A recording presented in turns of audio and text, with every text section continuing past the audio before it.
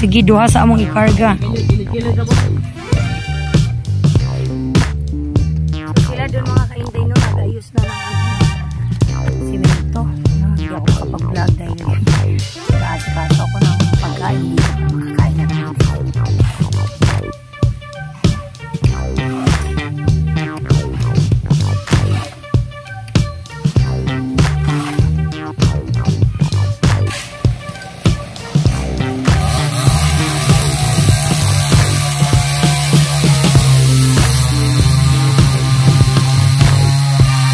So, umuwi muna ako. Yung kapatid ko at saka yung papa ko is nandun po sa aking lupa. Ano?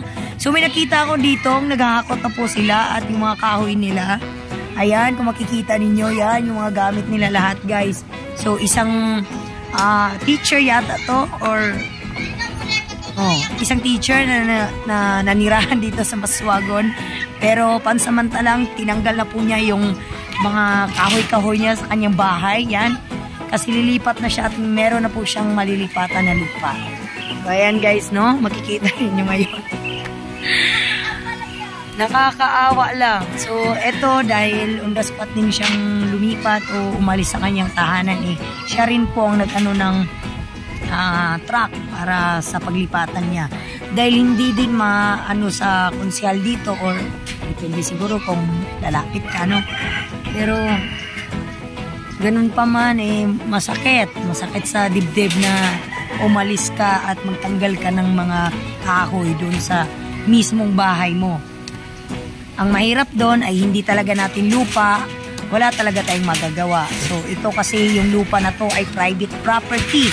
So wala tayong magagawa na paalisin talaga tayo dito.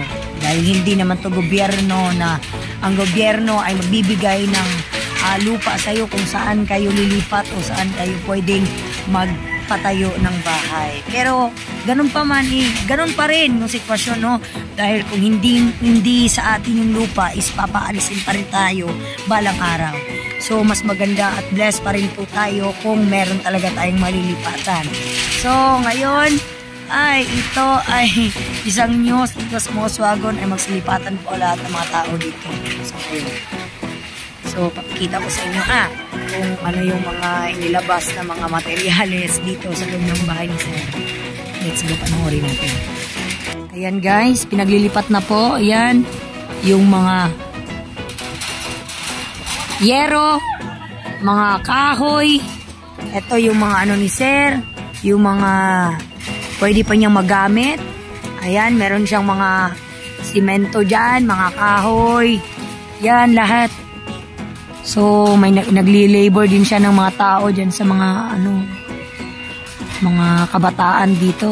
Ayan, para tumulong din sa kanya, no. So, napakahirap, napakasakit sa puso sa mga ganitong mga sitwasyon natin ngayon na maglilipat tayo ng mga gamit, no, na tawag dito. Hindi sa atin yung lupa na pinapatayuan natin ng bahay. So, sobrang blessed pa rin ako dahil may tumulong sa akin na magkaroon po ako ng lupa. Ayan. Kaya sobrang salamat kay Lord na hindi pa rin tayo pinabayaan. So, ayan guys, makikita niyo sobrang hirap ng ganyan maglilipat. So, panoorin natin. Lahat ng bahay makikita niyo dyan sa harapan ng kamera ko ay tatanggalin. Lalo na dito sa tindahan na yan. Yan, sa amin dyan sa likod. Siguro pati itong pati itong eskwelahan na to. Ay, Jesus.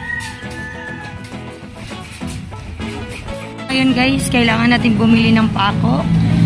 Tag-apat-apat na kilo ang binili natin. Then, simento. Then, doon kasi banda sa Sikayab, meron ako nakitang mas malapit na buhangin at saka graba na mabilhan. So, meron din doon na maliit na hardware.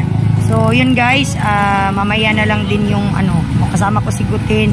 Ito yung kaibigan natin Sulid. So, sabi ko sa kanila wala akong pambayad ng labor sa kanila dahil kailangan ko ng tulong nila sa ngayon dahil para makagawa tayo ng maliit na kubo, no, which is yung paglalagyan natin ng mga gamit para dahil hindi pa mauumpisan muna ang bahay dahil yun muna ang kailangan para yung mga gamit natin in case na alis na tayo doon.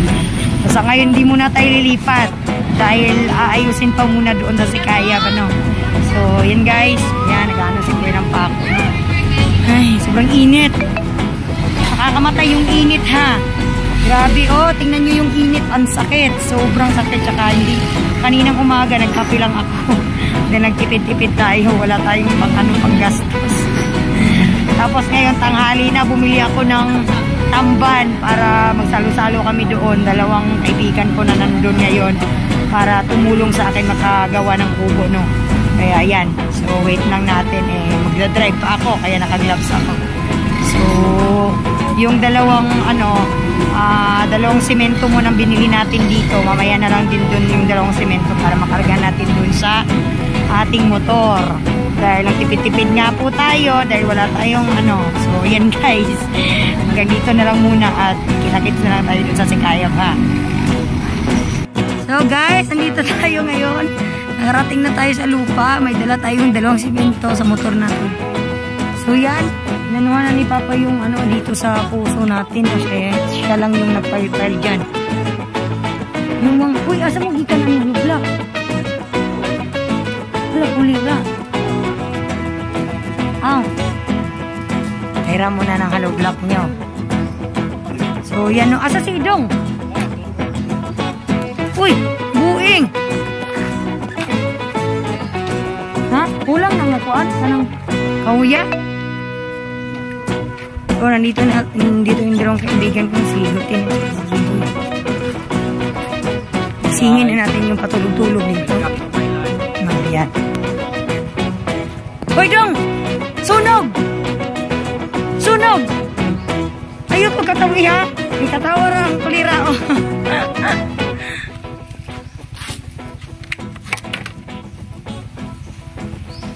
Pila kasi akong balas ang kinahanglan na naya. Ate graba. Uy. Nagla pa pala si Ikuan. Paghaling na! Paghaling na! Paghaling na! Paghaling na dong, kay magsugba og tuloy. Pagdali na dong, kay makuaning tuloy dong. Dari o, paghaling. Ayun guys, no? So, anahin muna natin dito kasi wala pa si Kuya Lito at magtanong-tanong tayo kung ilang wala kasi makargahan guys. So ayan, meron naman dito pinagasolinahan ko yung motor ng G-Boy, no? So tayo ng buhangin at saka balas. Let's go. Guys, kasama natin si Gutin ngayon. Siya yung driver muna kasi nahilo na ako. wala pa kaming tanghalian. So, pupunta tayo sa buhangin. Ang kailangan sa dalawang mga kainday, sa dalawang sakong simento ay 6 na buhangin at 8 sakong graba. So, 14. So, hindi ako nagkakamali na dalawahin muna yung sako ng semento para mamaya na lang mga tao. Yan guys, na nakalagpas na tayo. Nahiya ako dun, maraming tao. May nagpapa-shoutout. So, shoutout sa kanila dyan. So, sa susunod na mga natin dyan, makikilala natin sila. Siyempre, kailangan natin makisama. Kita po din. Ayan o. Oh, ha? So, yun guys. Malapit lang naman dito. Nakita ko yung nagtingin-tingin ako nung pagbalik ko dun sa Galas, no? Nung nakimarites tayo, kita nyo naman sa vlog na umuwi tayo ng Galas. Nakimarites ako doon sa mga nagtanggal na ng mga kahoy dun sa nila, sa bahay nila. May nakita ako ditong hardware na may buhangin at balas. Buhangin at balas, buhangin at graba. Nagkabulol-bulol na, wala pang kain. Mahirap talaga pag nasa initan ka at wala ka pang wala ka pang kain. Naging lang ako, nagkape lang ako eh. So malapit na tayo guys, antay-antay lang. So guys, welcome to my life. Yan guys, no, kung makikita nyo, yan, may nagbibenta dyan. Yan yung nila dito, yan, graba, buhangin. Graba, buhangin. Yan yung si Guten, no? Kasama natin. Yan, so nandito ako, nagbabayad ako. Alright. Asan ipakita, ma'am? Okay. Dun daw, dun. Wala motor. So, ano ba yan? Nabulol-bulol na ako. 14 ka ano? Asa man eh? Excuse me? Asa ni siya? Oo, siguro ni. Kuya.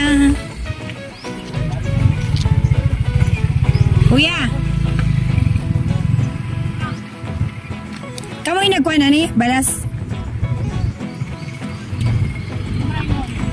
Dari si Kayab. Sana. Buhangin og kuan grab ba?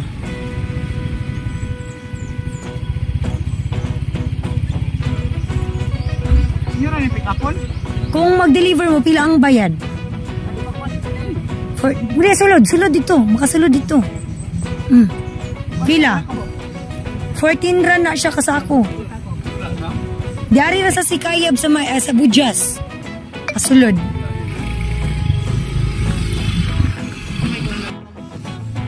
Duha siguro sa atubangan og diri sa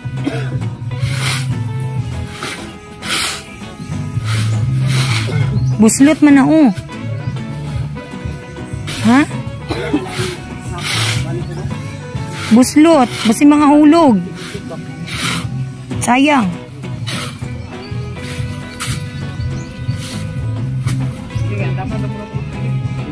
Sige, duha sa among ikarga. Kilid ka, boss? Basta lang kilid, no? Dili po, di itong-tong ang isa dire. Ay, kilid-kilid rin mo. Dili po, di dire. Guten, dire ang isa. Aw, pakuyogon lang ako. Kami lang si mong manghod mo magkuan. Ay, si mong manghod mo to, no? Kami lang dire, magakot-hakot.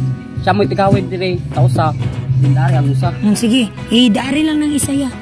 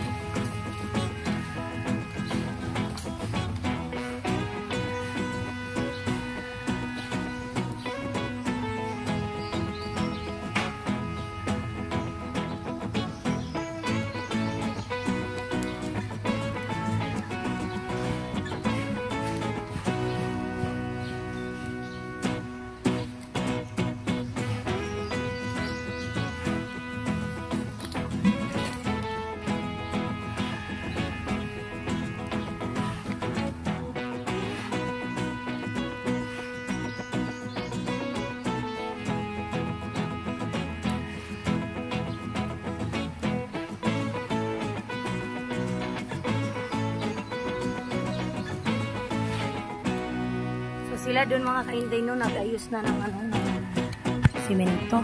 No? Hindi ako makapag-vlog dahil nag-aasikaso ako ng pagkain dito para makakain na tayo.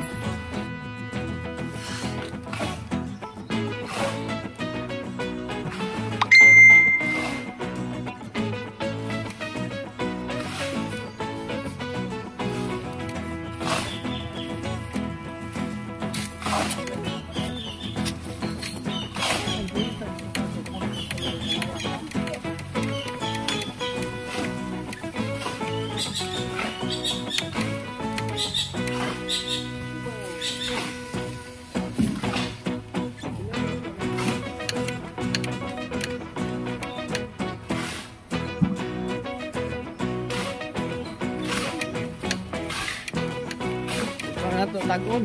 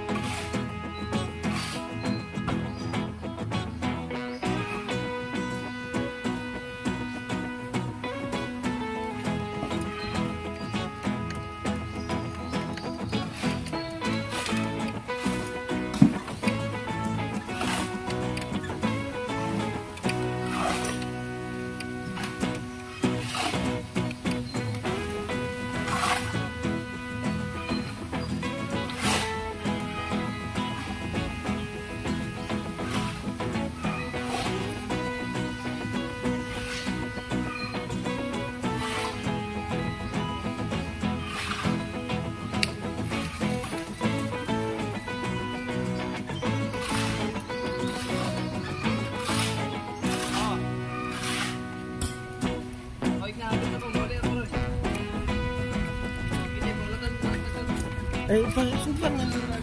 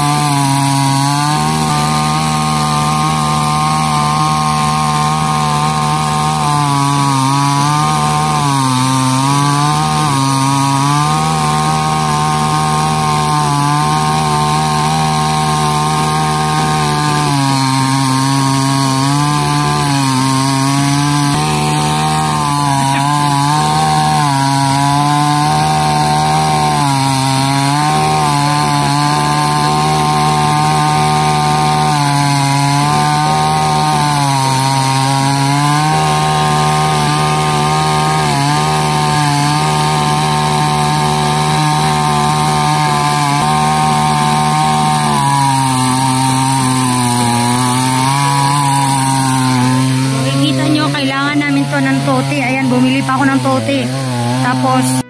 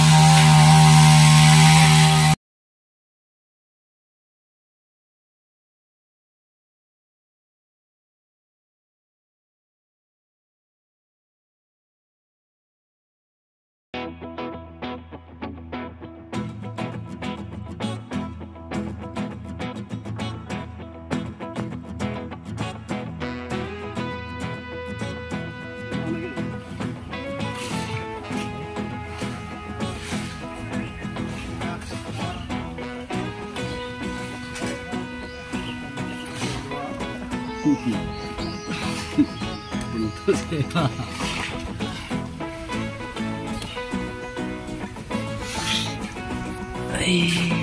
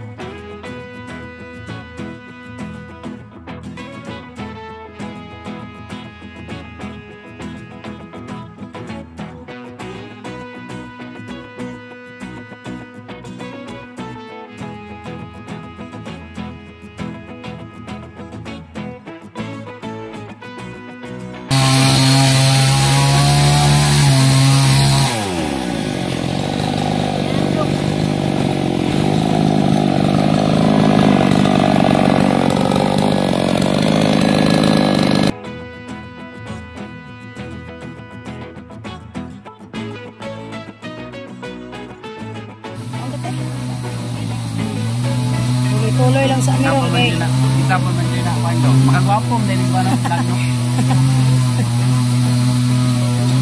Hello guys, welcome to my life.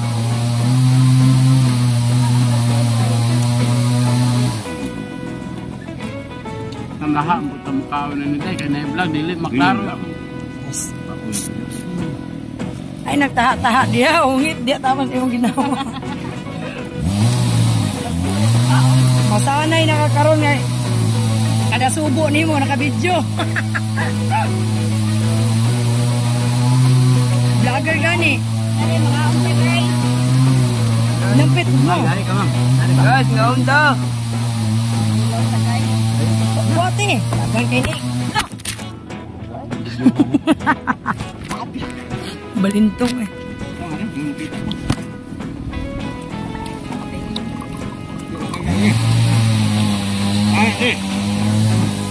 Aw. Saka mo gamitin ba niya?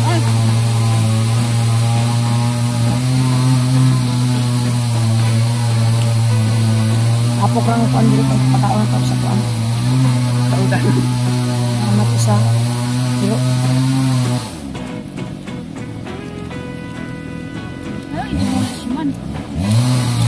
Ay, baligyan na sa tagiya ang kuan. Private. Private. Private din. Ha? Ika naman patulog dyan ha? Sa? Bago ba yun? Rasa na dyan mo. Salong. Aman?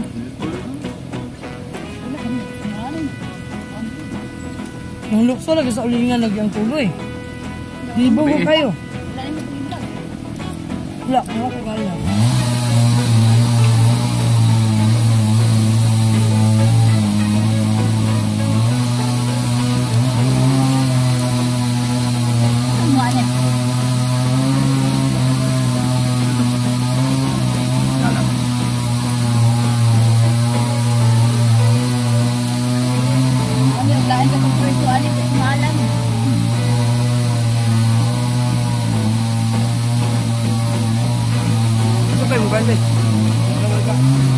Mana sila? Ano to? Okay, ano to?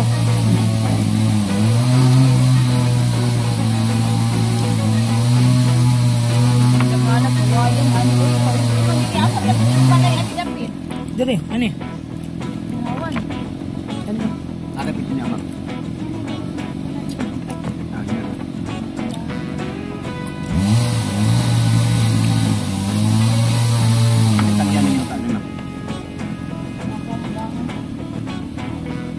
Ugangan ni mo sa una? Hindi na din yung ugangan ka ron.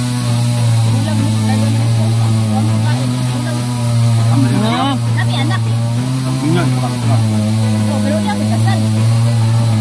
Hindi pa kang naminyo ang gusto mo? Hindi pa kang naminyo ang no? Bernadhat. Na? Kung ba na nakaluga? Kung ba na nakaluga? Ha? Kung ba na?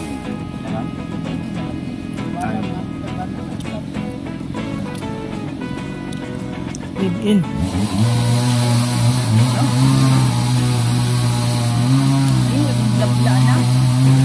Tuloy? Tuloy? Kami.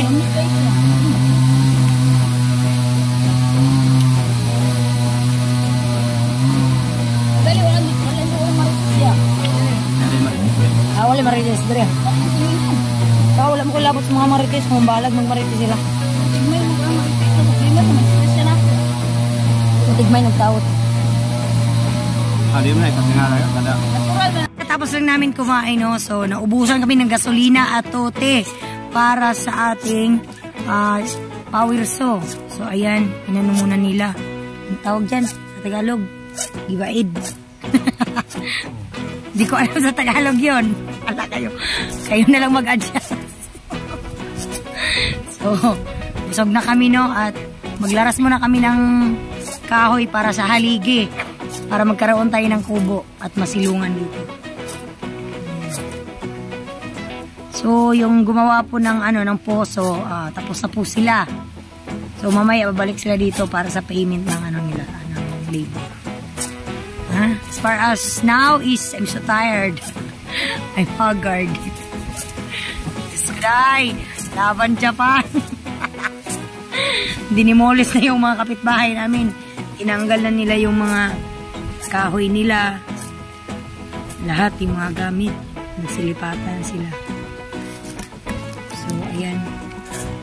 Yan ang update natin. So, antayin na lang natin. Bibili muna kami ulit. Bumili na kami ng 2 tote yung maliit. Tagpila to, boy. Ang palit, boy. Ang gamay. Matote. 45 yung maliit. Dapat malaki.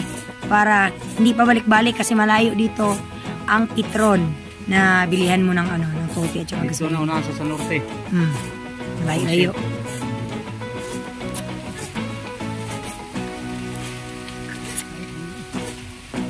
So, ayan guys. Standby mo na.